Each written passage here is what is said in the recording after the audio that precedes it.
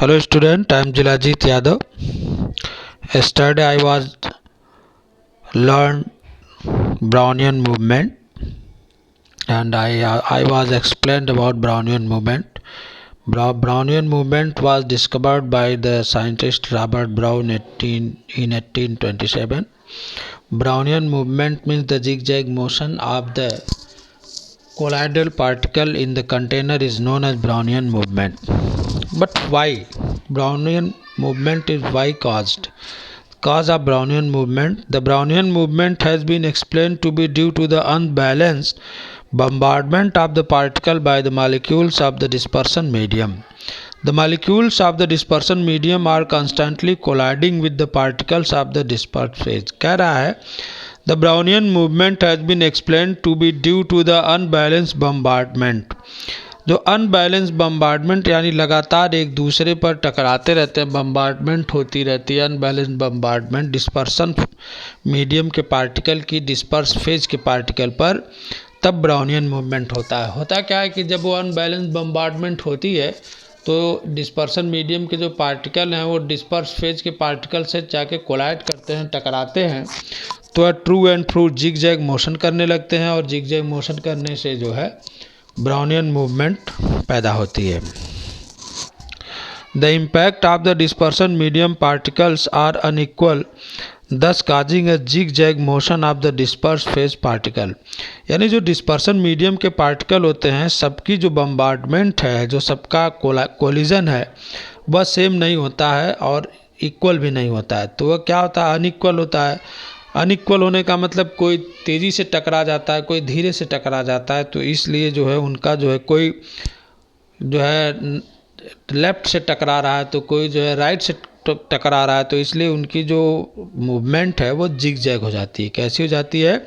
Zig zag हो जाती है। और इसी जिग जैग मोशन को हम क्या बोलते हैं? Brownian movement. Brownian movement has a stirring effect which does not allow the particle to settle down. करा ब्राउनियन मूवमेंट जो होती है वो स्टीयरिंग इफेक्ट को अलाउ करती है। स्टीयरिंग इफेक्ट अलाउ होने से क्या होता है कि जो पार्टिकल होते हैं डिस्पर्स फेज के, वो क्या करते हैं? सेटल डाउन नहीं हो पाते, यानी नीचे नहीं बैठते। तो जब वो नीचे नहीं बैठते हैं तो कंटिन्यू मोशन करते रहते हैं and hence is responsible for the stability of salts. तो जब उसके पार्टिकल कंटिन्यू मोशन करते हैं, सेटल डाउन नहीं होते हैं, तो जो कोलाइडल पार्टिकल होते हैं, सॉल्ट्स होते हैं, वो क्या हो जाते हैं? स्टेबल हो जाते हैं, उनका प्रेसिपिटेशन नहीं हो पाता है। However, if the size of the dispersed phase particles increases, then the chances of unequal bombardment decreases.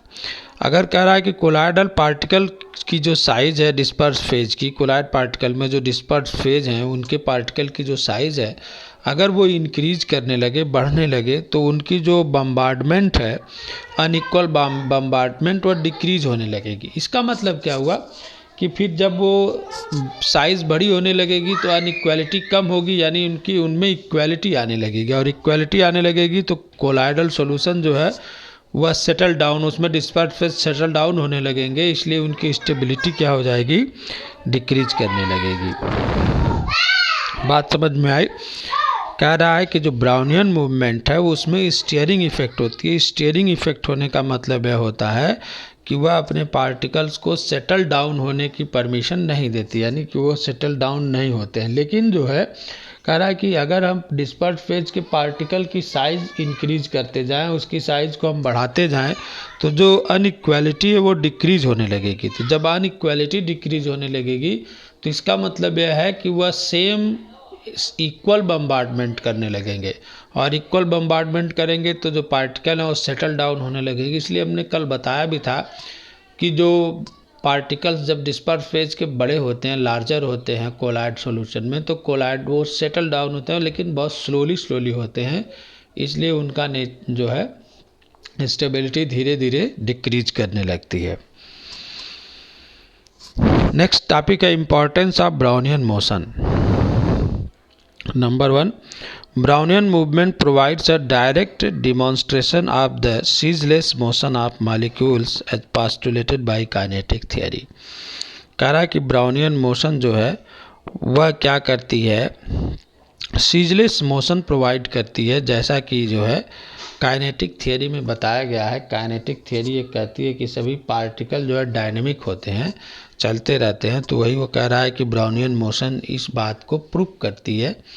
Number 2, the Brownian movement explains the force of gravity acting on colloidal particles. This helps in providing stability to colloidal salts by not allowing them to settle down. कहा कि Brownian movement इस बात की भी explain करती है कि जो ग्रेविटी लगती है, फोर्स ऑफ ग्रेविटी जो कोलाइडल पार्टिकल पर लगती है, तो उनके मूवमेंट से वो सेटल डाउन नहीं होते। ब्राउनियन मूवमेंट की वजह से सेटल डाउन नहीं होते हैं, और जब सेटल डाउन नहीं होते हैं तो वो क्या होते हैं, स्टेबल हो जाते हैं। क्या होते हैं, स्टेबल हो जाते हैं। Number 3, it has also helped in the determination of Avogadro number. और जब पार्टिकल मूव करते रहते हैं तो हम इलेक्ट्रॉन माइक्रोस्कोप से उन पार्टिकल्स को देख सकते हैं, और देखने के बाद हम उनकी नंबरिंग कर सकते हैं कि कितने पार्टिकल थे जो कंटिन्यू मूव कर रहे थे। तो हम आवोगाद्रो नंबर को भी क्या कर सकते हैं, फाइंड कर सकते हैं। इंपॉर्टेंस ऑफ ब्राउनियन मोशन में मतलब सीधा मतलब ये हुआ कल से लेकर आज तक ब्राउनियन मूवमेंट में, कि कल हमने बताया था कि जो कोलाइड के पार्टिकल हैं वो देखने में होमोजीनियस लगते हैं, लेकिन होते रियलिटी में हेट्रोजीनियस हैं। ये उसकी फिजिकल प्रॉपर्टीज़ थी। मैकेनिकल प्रॉपर्टीज़ में यह बताया गया कि रॉबर्ट ब्राउन ने 1827 में इलेक्ट्रॉन माइक्रोस्कोप से देखा था, अल्ट्रा माइक्रोस्कोप से देखा था कि जो कोलाइड के पार्टिकल होते हैं वो to and fro zig zag motion करते रहते हैं, और रॉबर्ट ब्राउन के नाम पर ही इस मोशन का नाम ब्राउनियन मोशन रख दिया गया। आज उसकी हम लोग यही पढ़ रहे हैं कि ब्राउनियन मूवमेंट होती क्यों है। तो ब्राउनियन मूवमेंट होने का रीज़न है कि जो डिस्पर्सन मीडियम के पार्टिकल होते हैं वो डिस्पर्स फेज के पार्टिकल पर अनइक्वल बम्बार्डमेंट करते हैं। जब हम अनइक्वल बम्बार्डमेंट होने से उनमें जो है धीरे कोलिजन बार बार होता रहता है, और कोलिजन बार बार होगा, अनइक्वल बम्बार्डमेंट है, उसमें एनर्जी भी सेम नहीं है, तो क्या करते हैं, डिस्पर्स फेज के particle true and true motion करने लगते हैं। और यही रीज़न है कि जो है कंटेनर में ब्राउनियन मूवमेंट होती है। तो इम्पॉर्टेंस में हम इसके बारे में पढ़ रहे हैं कि ब्राउनियन मूवमेंट्स जो है provide a direct demonstration of the ceaseless motion, यानी ये सीजलेस मोशन ऑफ मालिक्यूल्स को डिस्क्राइब करती है। द ब्राउनियन मूवमेंट यह भी बताती है कि जो फोर्स ऑफ ग्रेविटी एक्टिंग यानी काम करती है इन कोलाइडल पार्टिकल पर, तो this helps in providing stability to colloidal salts by not allowing them to settle down. In Brownian motion की वजह से उसके पार्टिकल जो है सेटल डाउन नहीं होते हैं। तो हम यह भी जान जाते हैं कि क्यों जो है वह स्टेबल हैं। It has also helped in the determination of Avogadro number, और इससे हम आवोगाद्रो नंबर का डिटर्मिनेशन भी जानते हैं। नेक्स्ट इसकी प्रॉपर्टी है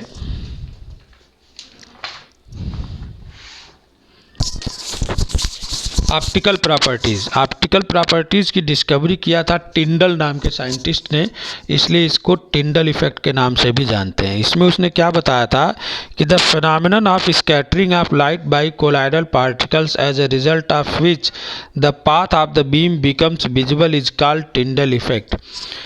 the illuminated path of the beam is called Tyndall cone. जैसे फिगर हमने बनाया, टिंडल कोन दिखाया कोलाइड सोल्यूशन में लाइट बीम। मतलब क्या है कि जैसे हम अगर ट्री सॉल्यूशन में लाइट बीम डालते हैं, यानी उसमें एक टार्च जलाएं, तो उस टार्च का ट्रू सॉल्यूशन में उस जो टार्च से निकली हुई लाइट है उसके पाथ को उसका पाथ इनविजिबल होता है, विजिबल नहीं होता, दिखाई नहीं देता है।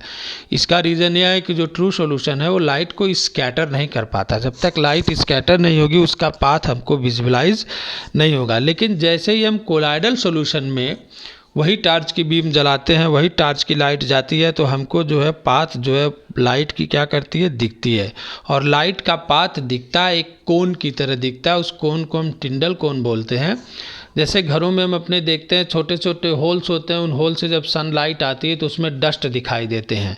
डस्ट भी एक क्या है, कोलाइड। हमने एक दिन जो है एक्सप्लेन किया था इसको कि डस्ट भी एक तरह का क्या है, कोलाइड। वह भी क्या है, टिंडल इफेक्ट ही शो करता है। यानी लाइट में हमको डस्ट पार्टिकल दिखते हैं जो लाइट के पाथ को जो है विजुअलाइज कर देते हैं, यानी दिखाई देने लगता है। इसका मतलब ये हुआ कि ट्रू सॉल्यूशन में हमको लाइट का पाथ नहीं दिखता, लेकिन कोलाइडल सॉल्यूशन में स्कैटरिंग ऑफ लाइट की वजह से, यानी जो कोलाइड के पार्टिकल होते हैं वह लाइट को स्कैटर कर देते हैं। उसके लाइट को स्कैटर कर देने से लाइट का जो पाथ है हमको दिखाई देने लगता है, और कैसा दिखता है, एक कोन की तरह।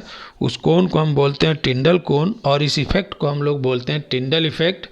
यह कोलाइड की ऑप्टिकल प्रॉपर्टीज़ होती है, यानी लाइट की प्रॉपर्टीज़ होती है, लेकिन इसकी डिस्कवरी टिंडल ने किया था, इसलिए इसको हम टिंडल इफेक्ट के नाम से भी जानते हैं। Tyndall effect is observed only when the following two conditions are satisfied.